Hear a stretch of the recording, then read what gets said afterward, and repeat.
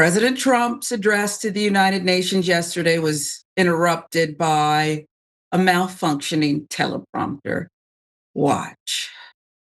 And I don't mind making the speech without a teleprompter because the teleprompter is not working. I feel very happy to be up here with you nevertheless. And that way you speak more from the heart. I can only say that whoever's operating this teleprompter is in big trouble.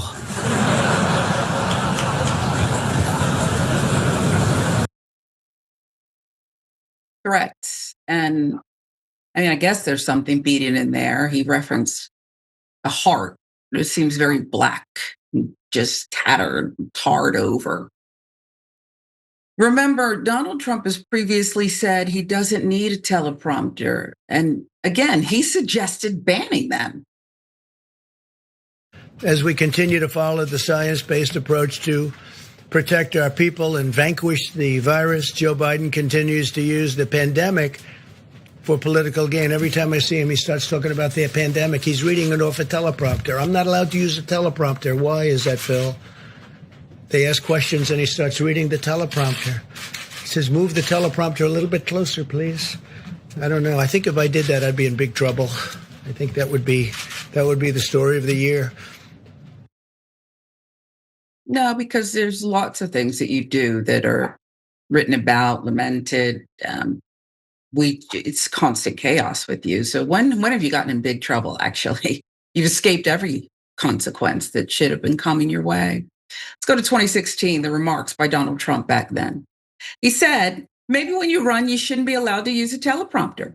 We should outlaw them. Again, during his 2020 campaign, he mocked Biden for squinting at the prompter, even while standing in front of one himself. 2021, Fox News interview. Trump even called Biden's reliance on the tool, quote, so sad for our country, according to Newsweek. But during the speech, Trump also claimed he ended 7 wars. I was watching live, can't get the time back, and I was wondering, what the hell is he talking about this time? I ended 7 wars, and in all cases, they were raging with countless thousands of people being killed, Trump boasted. No president or prime minister has ever done anything close to that, and I did it in just 7 months. And to top it all, the UN offered him no help, not so much as a thank you. They didn't kiss the ring. Or maybe he didn't end 7 wars. What is he talking about? An image of Trump's comical large script happened to be captured. Look at that. Look, I wear glasses. I used to have perfect vision. That's what I get for mocking my older sister who wore glasses as kids. I said some things. I regret it. I love her. But this, he would do it. And I'm not saying become what he is, but it's very childlike. Online users questioned if the pill, remember they said the team plied Biden with drugs to get him up for public events. I'm not suggesting that he's on drugs, but online users questioned in light of recent events if the pill next to the binder could possibly be Tylenol. You voted him. You voted for him. Half of you people voted for him. Ask yourself why. I mean, really, why?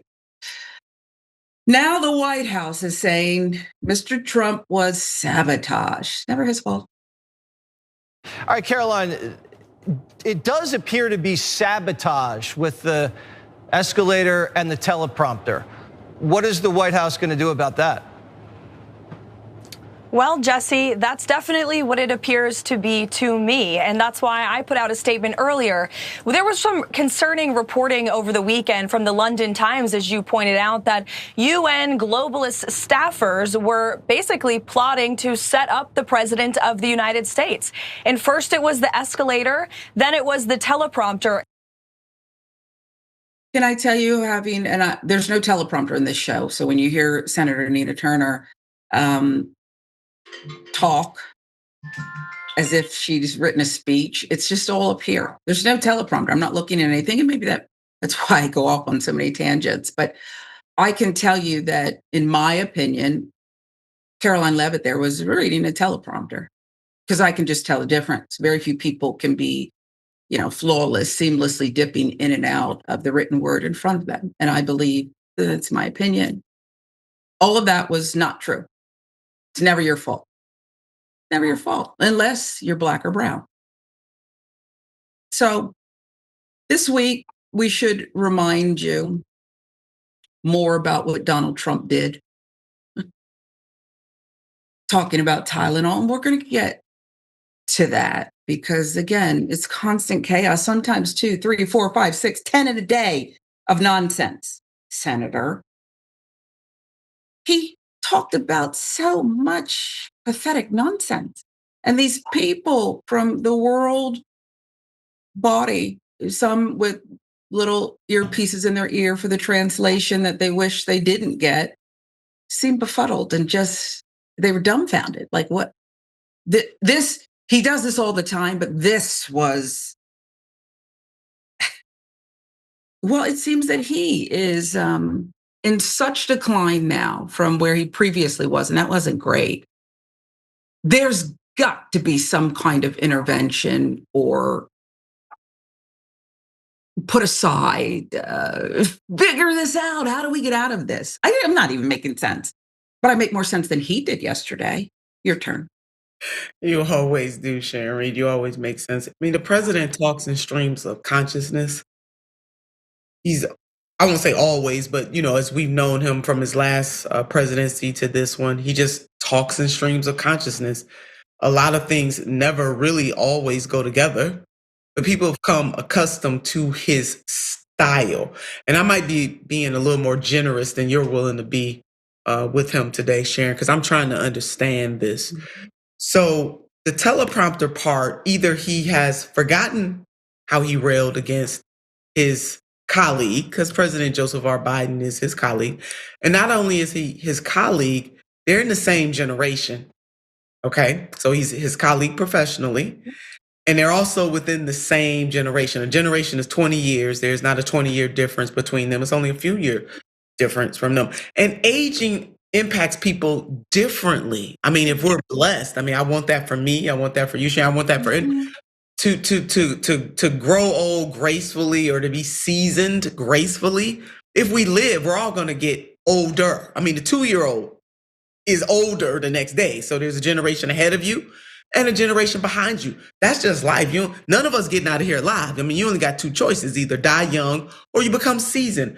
People age differently. And so it was very obvious that President Biden was aging differently than President Donald J. Trump. And even, let me use Senator Bernard Sanders by way of example, elders in our lives who are very spry, but the chronology is what it is, but they just spry. Mm-hmm. So for him to pour on, also, people need glasses sometimes, or they need contact lenses, or they need a surgery. That's younger people I know who need that and who have had that.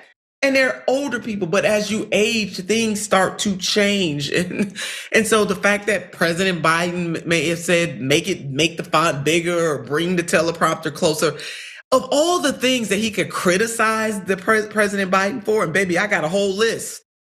That certainly is not one of them. So either he forgot what he said or he just don't give a damn about what he said before, because he gaslights all the time. Don't believe, that the man behind the curtain just said or did this. And he does this all the time. He did this in his first presidency. He's definitely doing it a little more here. So that is how this man rolls. And then the president has so many grievances. And I certainly understand human nature, but I think once you win, he won. He has the opportunity to be more magnanimous than he's willing to be. Even if some of his grievances may be legitimate, maybe, most of them are not, in my opinion, but some of them may be. He won. So he complains so much. What about everyday, regular, working class people in this country from all backgrounds who have nowhere near what he has had, the privilege he has had throughout his life, and then also the privilege to be in a club that very few people make it to. And here you have the most powerful man on the face of the earth by most definitions, being the president of the United States of America, still complaining. Sharon, I just don't get it. And then for his press secretary to say that some UN staff tried to sabotage through teleprompter, mind you. I can't wait to hear from our audience. To sabotage the president of the United States of America through teleprompter, by the way, asterisk, that he said he never needed and wanted to outlaw, is wild to me. It's just wild. Wild, and he's been released in the most feral terms out amongst us. What? Well, our reputation's already ruined, and let's not act like it was perfect to begin with. But on the world stage, there's a big ass issue. Now, I'm sorry. There's a huge issue